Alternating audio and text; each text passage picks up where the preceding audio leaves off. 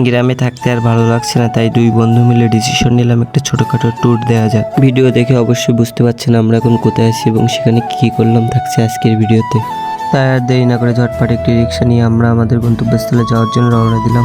রিক্সাওয়ালা আমাদেরকে খুবই দ্রুতই সেখানে পৌঁছে দিলেন। ভেতরে যেয়ে কিছুক্ষণ হাঁটাহাঁটি করার পর এক মনোরম পরিবেশ উপভোগ করে কিছুক্ষণ বাদে এক ক্যামেরাম্যান ভাইয়ের সাথে দেখা। সে আমাদেরকে ছবি তুলতে অনুপ্রেরণা জাগিয়ে একটি সুন্দর স্থানে নিয়ে গেলেন। আসার সাথে সাথে আরিফ সুন্দর একটি পোজে ছবি ওঠানোর জন্য দাঁড়িয়ে পড়লেন। তাই আর কি আর করার, কিছুক্ষণ বাদে আমিও একটু ছবি ওঠানোর জন্য একটি পোজ টোজ নিয়ে স্মৃতিসৌধের সামনে দাঁড়িয়ে পড়লাম। ছবি ওঠানোর শেষে ক্যামেরাম্যান আমাদের দুজনকে 30টি ছবি উঠে 300 টাকা চার্জ করে, যা আমি গ্রামে থাকলে 300 টাকায় 90 পিস ছবি উঠাইতে পারতাম। তাই আর ভাবছি জীবনে কিছু না করতে পারলে একটি ক্যামেরা কিনে এখানে ফটোশ্যুট শুরু করব।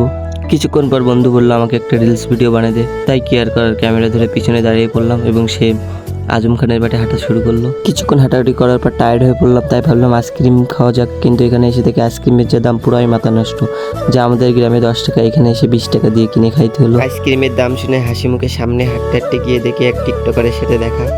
মামিমার মুখ থেকে শুনেছি এখানে রিক্সা চালকের মেয়েও নাকি iPhone 11 ইউজ করে। জানি না কেমনে কি, কিন্তু এদের নিয়ে আমার কোনো মাথা ব্যথা নেই। এখানে আসলেই দেখতে পাবেন সুন্দর একটি বসার স্থান, সবাই সবার প্রিয় মানুষের সাথে নিয়ে বসে আছে।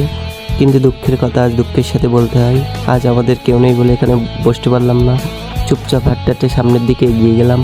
সামনে যাইতে যাইতে গিয়ে দেখি সবাই সবার প্রিয় মানুষের সাথে বসে আছে। জানি না কবে আমার একটি প্রিয় মানুষ হবে, আমিও এসে এখানে বসে গল্প করব। কিছু দূর হাঁটতে হাঁটতে গিয়ে সামনে গিয়ে দেখি দুটি আপুর সাথে দেখা। ভাবলাম আপু দুজন সিঙ্গেল, কিন্তু যাই হোক আমাদেরকে তো পাত্তাই দিল না। তাই সেখানে দেরি না করে হাঁটতে হাঁটতে সামনের দিকে এগিয়ে গেলাম। এখানে এসে দেখি কেউ আমাদের দিকে ফিরেও তাকাচ্ছে না, তাই ফোনটা বের করে নিজেদের চেহারা একটু দেখে নিচ্ছি। জানি না কার নজর পড়েছে, কিন্তু দেখি সব দিকে ঠিকঠাক, কিন্তু মেয়েদেরই নজর ভালো না। কিছুদের সামনে এগিয়ে গিয়ে একটি সুন্দর মুহূর্ত আমাদের সামনে ভেসে উঠলো। সেখানে একটি ভাই একটি আপুকে সুন্দরভাবে ছবি উঠাচ্ছে। আসলে প্রত্যেকটা মেয়ে চায় তাদের জীবনে এমন একটি পার্সোনাল ফটোগ্রাফার আসুক। আগেই বলে রাখি, ভেতরে প্রবেশ করার সাথে সাথে কিছু ভাই আপনাদেরকে ছেঁকে ধরবে এবং বলবে যে স্মৃতিসৌধের শুভেচ্ছা নিন, ভুলও এদের দেওয়া ফ্ল্যাগ গায়ে লাগাবেন না। প্রথমেই আপনাদের মনে হবে এটি মনে হয় এখানকার জন্য ফ্রি, কিন্তু না, এটা দেওয়ার পর এরা কিন্তু আপনাদের কাছ থেকে বকশিস দাবি করবে। তখন এদেরকে বকশিস না দিয়েও আপনাদের কিছু করার থাকবে না। এখানে আসতে হলে অবশ্যই আপনাদেরকে সাবান নবীনগর আসা লাগবে।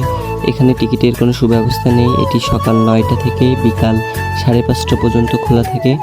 জানি না আপনাদের কাছে আমার এই ব্লগটি কেমন লাগলো, লাইভে ফার্স্ট টাইম। যাই হোক, যদি ভালো লাগে অবশ্যই লাইক এবং একটি ফলো দিয়ে পাশে থাকবে।